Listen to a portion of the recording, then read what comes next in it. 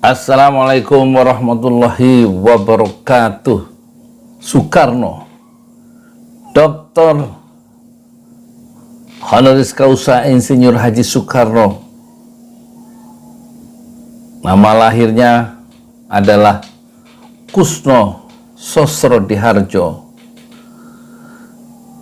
Lahirnya 6 Juni 1901 dan wafat 21 Juni 1970, adalah Presiden pertama Republik Indonesia yang menjabat pada periode 1945 sampai 1967. Jadi cukup lama, 22 tahun. Soekarno adalah seorang tokoh perjuangan yang berperan penting dalam memerdekakan bangsa Indonesia dari penjajahan Belanda. Ia adalah proklamator kemerdekaan Indonesia bersama dengan Muhammad Hatta pada tanggal 17 Agustus 1945. Soekarno orang pertama yang mencetuskan konsep mengenai Pancasila sebagai dasar negara Indonesia, dan dia sendiri yang menamainya Pancasila. Soekarno menandatangani surat perintah 11 Maret 1966 yang dikenal sebagai Super Semar, yang kontroversial isinya berdasarkan versi yang dikeluarkan Markas Besar Angkatan Darat menugaskan Letnan Jenderal Soeharto untuk mengamankan dan menjaga keamanan negara dan institusi kepresidenan. Super Semar menjadi dasar Letnan Jenderal Soeharto untuk membubarkan Partai Komunis Indonesia (PKI) dan mengganti anggota-anggotanya yang duduk di parlemen setelah pertanggungjawabannya ditolak Majelis Permusyawaratan Rakyat Sementara MPRS pada sidang umum keempat tahun 1967. Soekarno diberhentikan dari jabatannya sebagai presiden. Pada sidang istimewa MPRS pada tahun yang sama, dan Soeharto menggantikannya sebagai pejabat Presiden Republik Indonesia. Soekarno lahir di Peneleh, Surabaya, Jawa Timur dengan nama Kusno yang diberikan oleh orang tuanya, akan tetapi karena ia sering sakit maka ketika berumur 11 tahun namanya diubah menjadi Soekarno oleh ayahnya.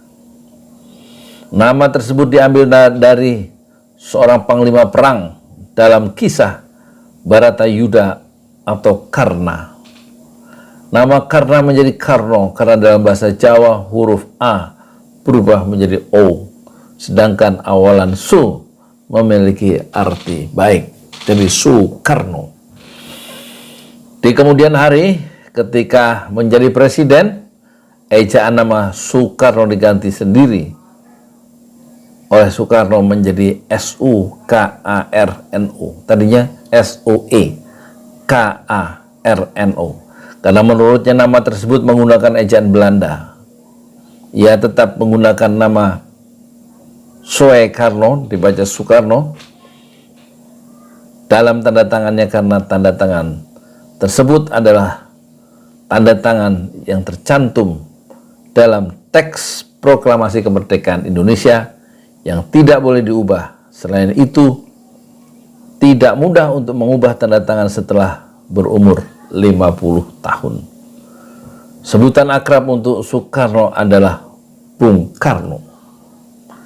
Ahmed Soekarno. Di beberapa negara barat nama Soekarno kadang-kadang ditulis Ahmed Soekarno. Hal itu terjadi karena ketika Soekarno pertama kali berkunjung ke Amerika Serikat, sejumlah wartawan bertanya-tanya siapa nama kecil Soekarno, karena mereka tidak mengerti kebiasaan sebagian penamaan di Indonesia, terutama nama Jawa yang hanya menggunakan satu nama saja dan tidak memiliki nama keluarga. Soekarno menyebutkan bahwa nama Ahmed didapat ketika ia menunaikan ibadah haji. Dalam beberapa versi lain disebutkan pemberian nama Ahmed di depan nama Soekarno atau Ahmad dilakukan oleh para diplomat muslim asal Indonesia yang sedang melakukan misi luar negeri dalam upaya untuk mendapatkan pengakuan kedaulatan negara Indonesia oleh negara-negara Arab. Dalam buku Bung Karno Penyambung Lidah Rakyat Indonesia dijelaskan bahwa namanya hanya Soekarno saja, karena dalam masyarakat Indonesia bukan hal yang tidak biasa memiliki nama yang terdiri satu kata.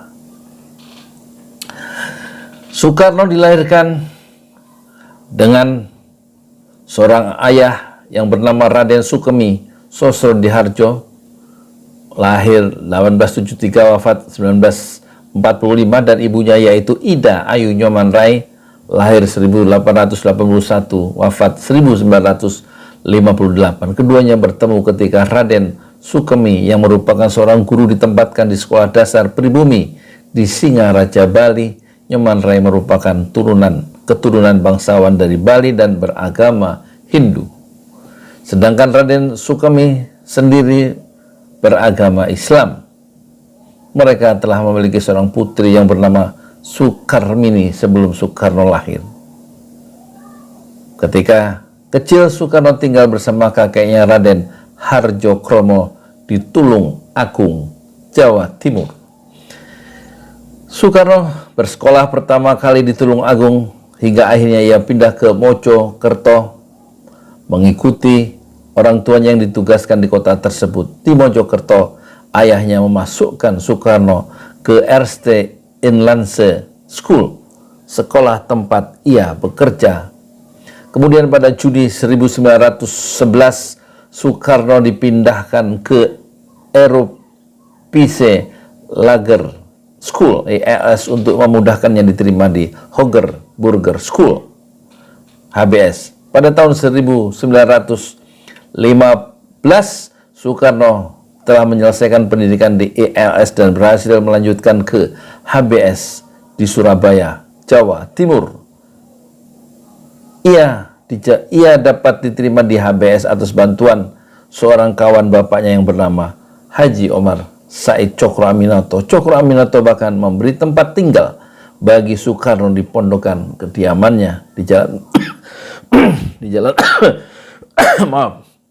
di Jalan Peneleh itu, ya. Di Surabaya, Soekarno banyak bertemu dengan para pemimpin Sarekat Islam, organisasi yang dipimpin Cokro Aminoto saat itu seperti Alimin, Muso, Darsono, Haji Agus Salim, dan Abdul Muiz. Soekarno kemudian aktif dalam kegiatan organisasi pemuda Tri Koro Darmo yang dibentuk sebagai organisasi dari Budi Utomo. Nama organisasi tersebut kemudian ia ganti menjadi Jong Java atau Pemuda Jawa pada 1918. Selain itu, Soekarno juga aktif menulis di harian Utusan Hindia yang dipimpin oleh Cokro Aminoto. Tamat HBS Surabaya bulan Juli 1921 bersama Joko Asmo rekan satu angkatan di HBS, Soekarno melanjutkan ke Teknise Hogeschool di Bandung, sekarang ITB di Bandung, dengan mengambil jurusan teknik sipil. Pada tahun 1921 setelah 2 bulan ia meninggalkan kuliah, tetapi pada tahun 1922 mendaftar kembali dan tamat pada tahun 1926.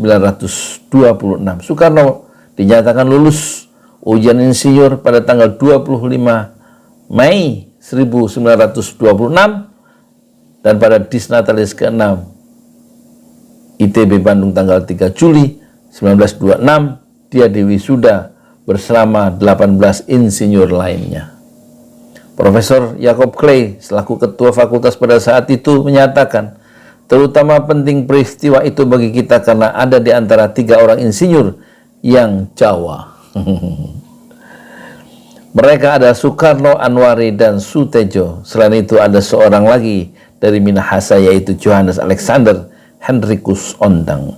Saat di Bandung, Soekarno tinggal di kediaman Haji Sanusi yang merupakan anggota Sarekat Islam dan sahabat karib Cokro Aminoto. Di sana ia berinteraksi dengan Ki Hajar Dewantara atau Dewantara, Cipto Mangunkusumo, dan Dr. Doos Dekker yang saat itu merupakan pemimpin organisasi Nasional Indische Party. Bung Karno adalah presiden pertama Indonesia yang juga dikenal sebagai arsitek, alumni Technische Hogeschool de Bandung, sekarang ITB, di Bandung dengan mengambil jurusan teknik sipil dan tamat pada tahun 1926. Jadi dalam usia 25 tahun dia sudah menjadi sarjana. Pekerjaan Insinyur Soekarno pada tahun 1926 mendirikan Biro Insinyur bersama Insinyur Anwari, banyak mengerjakan rancang bangun-bangunan. Selanjutnya bersama Insinyur Ruseno juga merancang dan membangun rumah-rumah dan jenis bangunan lainnya. Ketika dibuang di Bengkulu, menyempatkan merancang beberapa rumah dan merenovasi total Masjid Jami di tengah kota. Pengaruh terhadap karya arsitektur. Semasa menjabat sebagai presiden, ada beberapa karya arsitektur yang dipengaruhi dan dicetuskan oleh Soekarno. Juga perjalanan secara maraton dari bulan Mei sampai Juli pada tahun 1956 ke negara-negara Amerika Serikat, Kanada, Italia, Jerman Barat, dan Swiss membuat cakrawala alam pikir Soekarno semakin kaya dalam menata Indonesia secara holistik dan menampilkannya sebagai negara yang baru merdeka. Soekarno membidik Jakarta sebagai wajah atau muka Indonesia terkait beberapa kegiatan berskala internasional yang diadakan di kota itu, namun juga merencanakan sebuah kota sejak awal yang diharapkan sebagai pusat pemerintahan pada masa mendatang. Beberapa karya yang dipengaruhi oleh Soekarno atau atas perintah dan koordinasinya dengan beberapa arsitek seperti Fredrik Silaban dan R.M. Sudarsono, dibantu beberapa arsitek junior untuk visualisasi. Beberapa desain arsitektur juga dibuat melalui sayembara.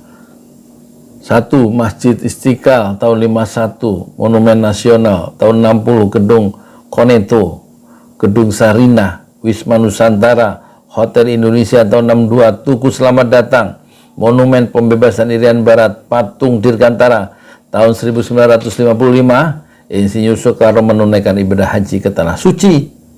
Dan sebagai seorang arsitek, Soekarno tergerak memberikan sumbangan ide arsitektural kepada pemerintah Arab Saudi agar membuat bangunan untuk melakukan sa'i menjadi 2 jalur dalam bangunan 2 lantai. Pemerintah Arab Saudi akhirnya melakukan renovasi Masjidil Haram secara besar-besaran pada tahun 1966, termasuk pembuatan lantai bertingkat bagi umat yang melaksanakan sa'i menjadi 2 jalur dan lantai bertingkat untuk melakukan tawaf. Kemudian rancangan skema tata ruang Palangkaraya yang diresmikan pada tahun 1957.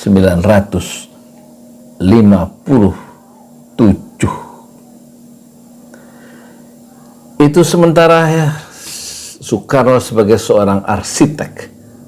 Assalamualaikum warahmatullahi wabarakatuh.